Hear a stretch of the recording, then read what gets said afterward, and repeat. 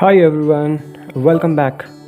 So, if we are not met before, my name is Ashwini and I'm a watercolor artist. So, frequently I make lots of watercolor videos. So, I would advise if you find me helpful, so do subscribe my channel and hit the notifications button so that you don't miss any update. So, today we will talk about the grays. So, in watercolor, gray is as important as your primary color. So actually gray plays a supportive role in your watercolor. So we will see how to mix the grays in watercolor. So there are a lot of ways to mix your grays. So first one is to mix all three primary colors. So you have red, blue and yellow. So if I take let's say if I take my yellow,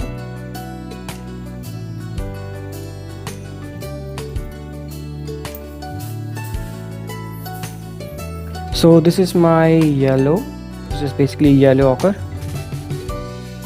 And now if I use my red,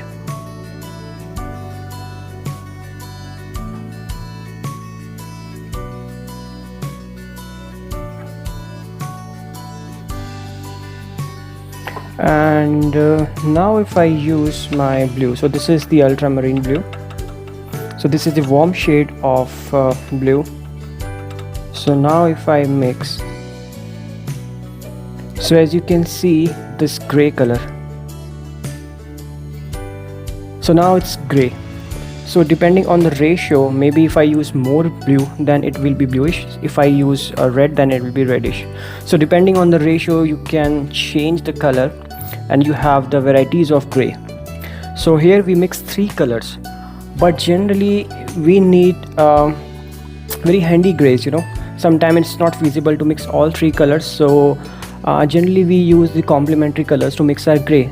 So what is the complementary color? So if we see this watercolor wheel, so every color which is opposite here is basically the complementary color. So we have this green and this orangish red, so these are the complementary color. Similarly this yellow and violet, so these are the complementary colors. So if you mix these two colors you will get the gray. So this is the best way to mix your gray. So let's say I have a green, so this is my Viridian green. So if I take this green color,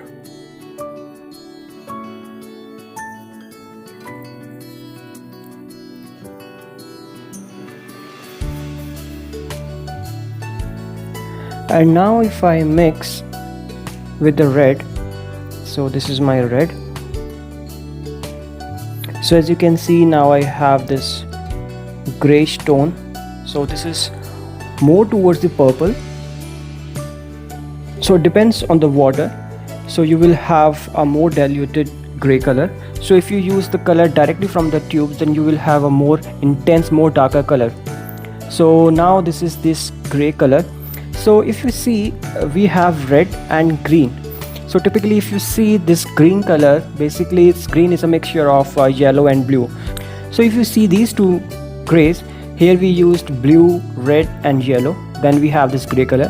Here we use this green which is a mixture of blue and yellow with this red. This is the one way you can mix your gray with red and green. And let's say you are looking a very light mixture of gray, so in that case what you can do, you can use two complementary colors, yellow and purple. So if you have this yellow, so this is my yellow, and if I try to mix it with my purple,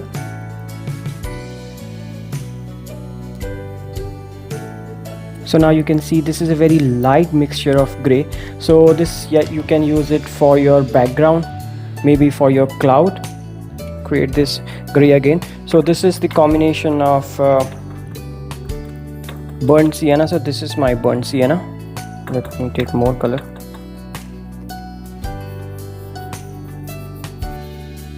And if I mix this burnt sienna with my ultramarine,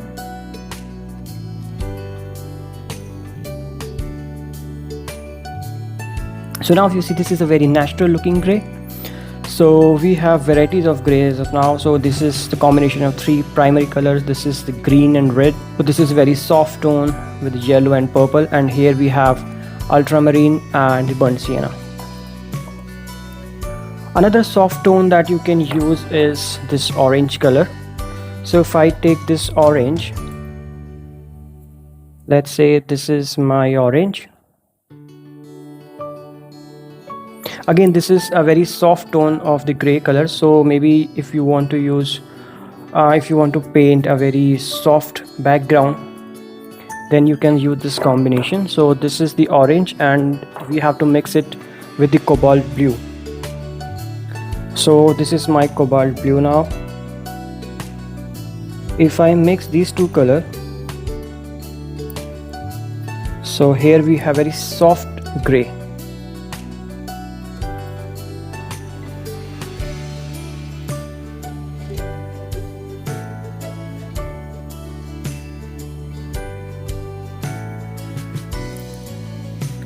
So as you can see, this is a very unsaturated color here, the gray one. So depending on this color, you can create dark and light mixture of gray. And sometimes what happens is you need a very dark color, right? So generally there are a lot of ways to mix that. Maybe you can use a black color and you can mix some color like green, red and blue, so you have a very natural looking black.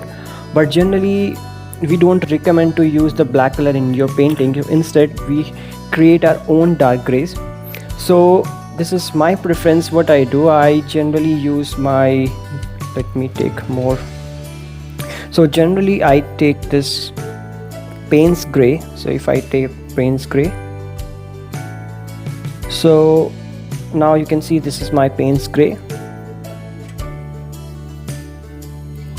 And now if I mix with this burnt sienna,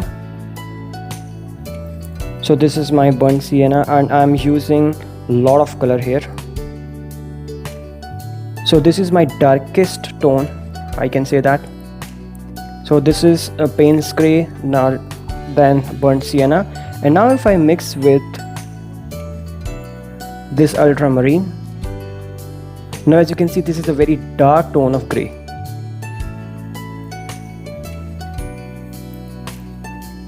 So I use a lot of variation here.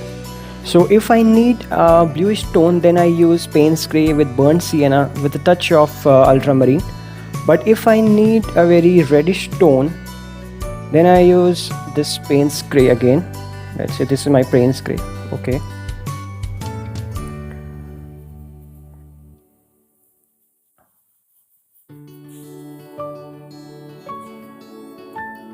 And now if I mix again with the burnt sienna,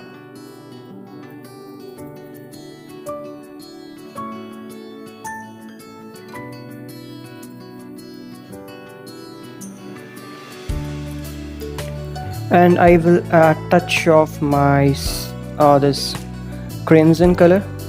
So maybe you can use any soft version of any red. So if I mix it,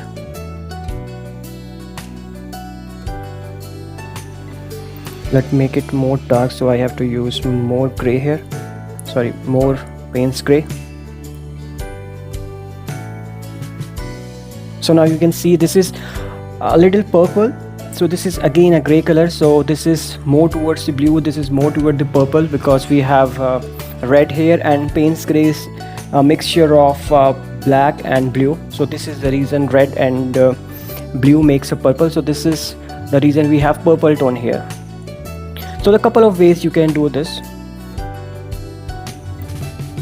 So now as you can see, we have achieved a lot of gray colors. So this is a mixture of two colors, this is a mixture of three colors. So if you need a very soft tones, then you can go with these two grays, and if you need a very dark tone, then you can go with this one or this one. There's another one mixture, another one gray, which I prefer to paint my old buildings and the architecture.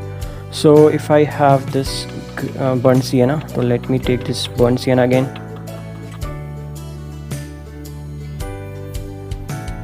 So this is my burnt sienna.